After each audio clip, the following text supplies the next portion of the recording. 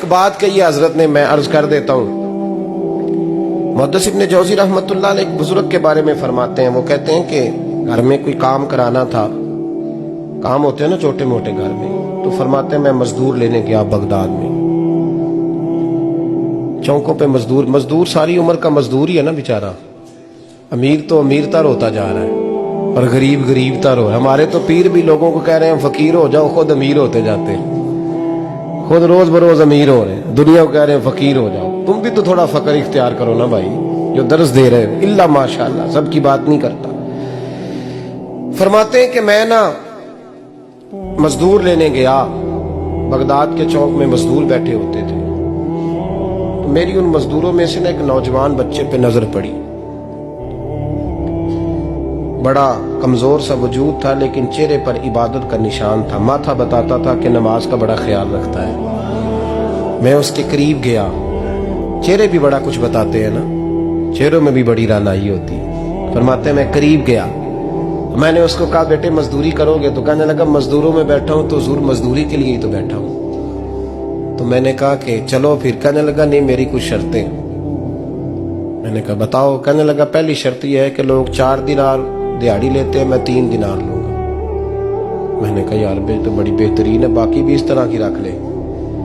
اس نے کہا حضور دوسری شرط یہ ہے کہ میں آپ کی مکمل بات مانوں گا لیکن جب اذان ہو جائے گی پھر آپ کی نہیں سنوں گا۔ تیسری بات اس نے یہ کی کہ حضور میں آپ کے گھر میں کام کروں گا پر آپ کے کسی سوال کا جواب نہیں دوں گا۔ کہتے میں نے کہا یار تو بڑا عجیب ہے، شرطیں تو مالکوں کی ہوتی ہیں۔ کہنے لگا جی بہرحال میں شرطیں لگا کے جاتا ہوں۔ فرماتے ہیں میں اسے گھر لے آیا، کام میں نے اس کو بتایا تو جو کام مزدور سارے دن میں کرتا ہے نا اس نے 2 گھنٹے میں کر دیا۔ ہمارے مزدور سگریٹ پینے میں بھی تو آدھا گھنٹہ لگاتے ہیں، وہ چائے پینے جائیں تو پونا گھنٹہ وہاں۔ ان کو بھی تو دیانتداری کرنی چاہیے کہ نہیں کرنی چاہیے؟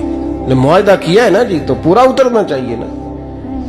کہتے 2 گھنٹے میں، اب کام جب بندہ شروع کراتا ہے تو کام اور نکل آتا ہے۔ کہتے کام میں نے اس کو اور بتا دیا، وہ کرنے لگا۔ اس نے مٹی نکال کے رکھی تھی باہر رستے میں، تو اذان ہو گئی زور کی، اس نے وہیں کدال چھوڑی کئی اور چلنے لگا۔ تو میرا بیٹا کہنے لگا اس کو ذرا برابر کر دو۔ کہنے لگا چپ کر جا، تیرے باپ سے بات ہوئی تھی، جب اذان ہوتی ہے تو میں کسی اور کی نہیں سنتا، صرف اللہ رسول کی سنتا ہوں۔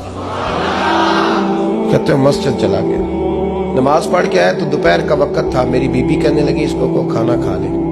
کہتے ہم نے کہا کھانا کھا لو، تو کہنے لگا میں نے روزہ رکھا ہوا، رمضان بھی نہیں تھا، نفلی روزہ رکھا ہوا۔ فرماتے ہیں شام ہوئی، میں نے 3 دینار دیے تو میں نے کہا تیرا نام کیا ہے؟ کہنے لگا میں نے آپ سے کہا تھا میں کسی سوال کا جواب نہیں دوں گا۔ کہتے وہ چلا گیا۔ اگلے دن میں پھر لینے گیا اسے، کام کچھ اور نکل آئے تو لوگوں نے بتایا وہ صرف ہفتے والے دن آتا ہے۔ میں نے کہا کیوں؟ کہنے لگے جی وہ کہتا ہے میرا ہفتے کا خرچہ 3 دینار ہے، جب 3 دینار کما لیتا ہوں تو باقی سارا ٹائم اللہ رسول کی ذکر میں گزار دیا کرتا ہوں۔ فرماتے ہیں جی اگلے ہفتے میں پھر لینے گیا، میں نے پورا ہفتہ انتظار کیا کہ کام اسی سے کرانا ہے۔ میں جب گیا تو میں نے کہا چلو، کہنے لگا میری شرطیں یاد ہے نا؟ اور میں نے کہا یاد ہے بھائی ساتھ چل۔ فرماتے ہیں کام کرایا، 2-3 ہفتے وہ آتا رہا۔ ایک ہفتے میں گیا تو لوگوں نے کہا حضور آج نہیں آیا، کیوں؟ کہنے لگے بیمار ہو گئے۔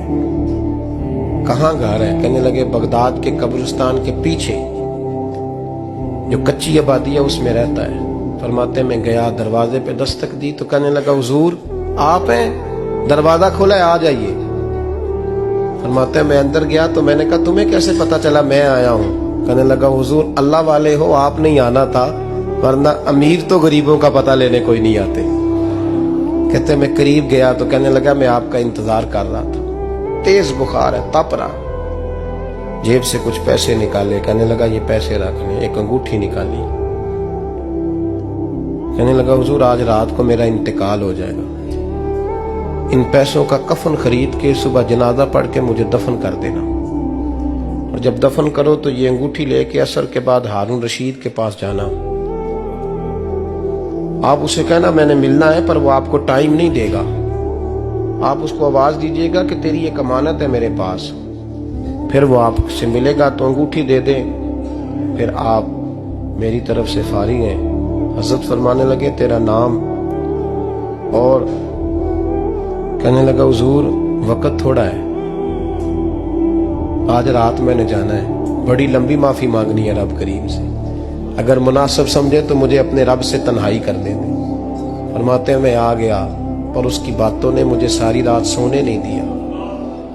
فرماتے ہیں صبح بڑی مشکل سے سورج نکلا, میں گیا دروازے پہ ہاتھ رکھا تو دروازہ کھلا ہوا تھا. اندر داخل ہوا تو خوشبوئیں میرا استقبال کر رہی تھی. جب چہرے سے کپڑا ہٹایا تو اس کا تو انتقال ہو چکا, انتقال ہو چکا, ایسے جیسے کسی کا دیدار کر کے سویا. کہتے میں تو 2 آدمی لے گیا تھا جنازے پہ, پر پتہ نہیں دنیا کدھر کدھر سے آئی, کہاں کہاں سے. اکھاں جدوں میٹیاں زمانہ مینو روے گا, اپنا تے اپنا بیگانہ مینو روے گا. فرماتے ہیں میں تو 2 بندے لے گیا تھا, پر پتہ نہیں مخلوق کہاں کہاں سے آئی. جنازہ پڑا, دفن کیا. ہارون رشید کے پاس میں عصر کے بعد گیا, میں نے بلانا چاہا پر بادشاہ تھا, میری طرف دیکھا ہی نہیں. میں نے اس کو کہا تیری ایک امانت میرے پاس ہے. فرماتے ہیں وہ مجھے کونے پہ لے گیا. کیا بات ہے؟ کمرے میں بلایا, میں نے انگوٹھی دی. ہارون رشید تو چیخے مارنے لگا, کہنے لگا انگوٹھی والا کہاں ہے؟ میں نے کہا وہ تو انتقال کر گیا. کہنے لگا مجھے قبر پہ لے چل. کہتے میں قبر پہ لایا تو وہ لیٹ گیا, تڑپ کے رونے لگا. میں نے کہا میرا کلیجہ پھٹ جائے گا, نہ اس نے کچھ بتایا نہ تو نے بتایا, یہ کون تھا؟ تو ہارون رشید کہنے لگا یہ میرا بیٹا تھا. میں نے کہا تیرا بیٹا اور مزدور؟ کہنے لگا حضور یہ حضرت داؤد تائی کے پاس بیٹھا کرتا تھا, ان کا مرید تھا. مجھے روز کہتا تھا ابا تو نے بڑی دنیا کٹھی کر لی ہے, مرتے وقت تجھ سے ٹانگیں سمیٹی نہیں جائیں گی, اتنا حساب نہیں تو دے سکے گا. میں اس کو سمجھا دیتا, اس کی اماں سمجھا دیتی. یہ روز ہمیں کہتا چھوڑ دو, آ جاؤ اللہ رسول کی بارگاہ میں جھک جائیں. ہم سمجھ. ایک دن یہ چلا گیا, کہنے لگا پھر تمہارا راستہ اور ہے اور میرا راستہ اور ہے. یہ سونے کی انگوٹھی غلطی سے اس کے پاس رہ گئی, غلطی سے ہیرے کی انگوٹھی چلی گئی. کہنے لگا دیکھو میرے بیٹے نے آج وہ بھی واپس کر دی ہے. پھر تڑپ کے کہنے لگا ہارون رشید تھا تو یہ میرا بیٹا, پر میرا مرشد نکلا, میرا پیر نکلا. بھائی زندگی تو بڑی تھوڑی ہے نا. بابا صاحب نے کہا تھا اٹھ فریدہ ستیا, اور داڑھی آ گیا پور, اگا نیڑے آ گیا, پچھا رہ گیا دور.